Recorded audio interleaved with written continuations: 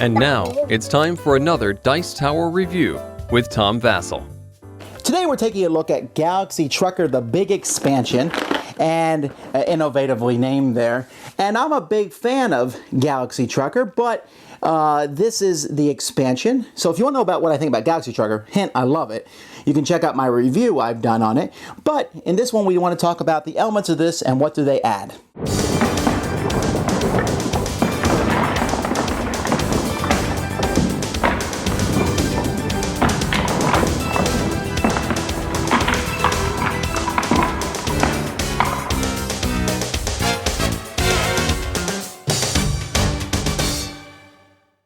The first thing the game adds is a fifth player, orange. And there's rules that, you know, if you play with 5 players, the game gives you extra tiles now, but you might take some tiles out if you play with less players. Taking tiles out is such a burden and also can really switch up the game some, like if you take out a majority of the guns, and that might be thrilling to you to have only 5 guns for everyone to pick from, but I just leave everything in. Well, what it is, what it is. But the fifth player is nice. It's not like it makes the game any longer, really. It allows people to play with 5 players. So that's one nice addition. The game also comes with some new ship types for people who are lunatics. This ship type, well, actually this one's pretty cool because you can pick any side of the ship to be the front of the ship. If you pick a side that no one else picks, then you're going to get an extra 2 credits at the end. But also, if you notice, everything's going to hit your ship. So this is an alternative to 1. This is 1A. Then there's 2A, which is 2 halves of a ship. You are basically flying both of these here together at the same time. And that's really all I'm going to say about that because there's 2 whole pages of rules on how everything... It's neat, but it's almost like, oh, okay, now what do we do in this situation? Because there's 2 ships. Yeah, I think I will just let that one go. Now, what the game does add that's really cool is it adds some new components. So let's take a look at some of the new components that are added to this game. So, first of all, we have one of my favorite ones here, indestructible plating. This is just what it says, indestructible. It doesn't add anything, but it protects. When something comes, in this instance, from one of these 3 directions, it's going to bounce off. I like these. It's a nice addition. This is one that I will throw in with the base game because it's easy to understand. Then we have sleep chambers. Here we put some astronauts, and by the way, the game comes with extra astronauts, extra aliens, and extra cubes to accommodate the extra player, and extra batteries. But anyhow, here we put these, you put 4 of these guys and you lay them down. So when it says how much crew do you have for a card, they don't count for that. But if you have another spot in the ship and a crew member dies or leaves the ship for any reason, you can replace them. So, again, an easy thing to add. Then we have double guns. Woohoo! We also have components on your ship that are combination components. For example, this is a gun engine, or 2 different kinds of goods, or goods and batteries mixed together. Those are easy enough to add. Then we have, let's get rid of some of this stuff here. Then we have luxury cabins. These cabins only hold 1 guy, but he's rich, so if he survives till the end of the round, you will get an extra point for carrying him. Nice rich guy. Then we have these. These are gun batteries. Now, gun batteries are useful because if they're attached to a gun, you can spend a battery to use these to charge up your gun and give it a +3. Really great. And if you're good enough, you might be able to attach them to multiple guns. So that would be cool. And the same thing, we have this here.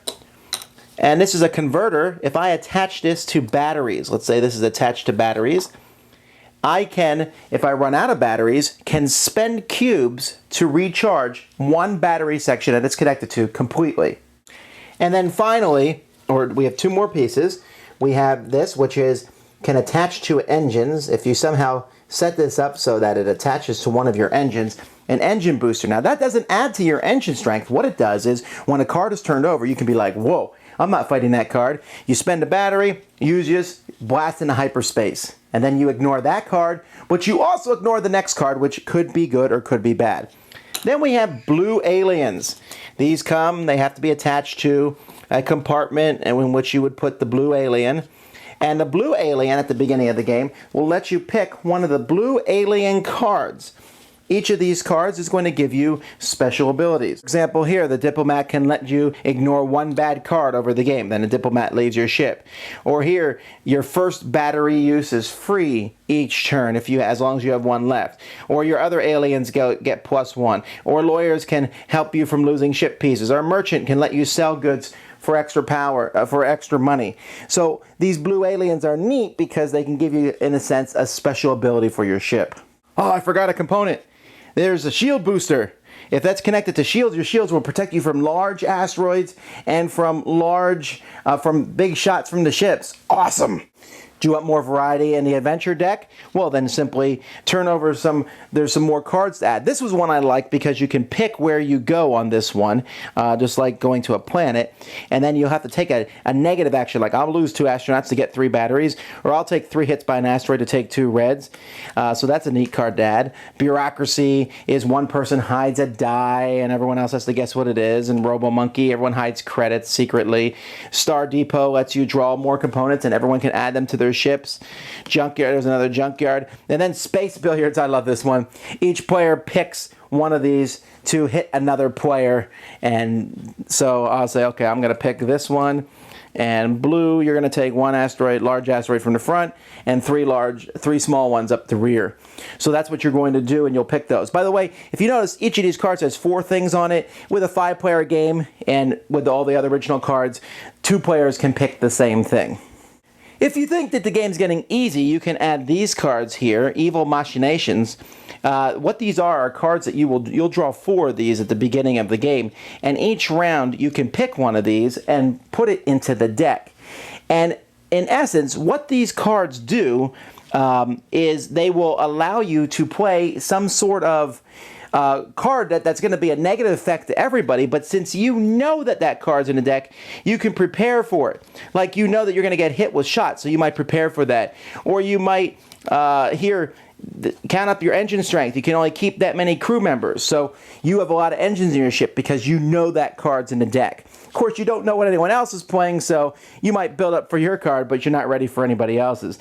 These are mean, nasty cards. Okay, now we enter the realm of sheer lunacy.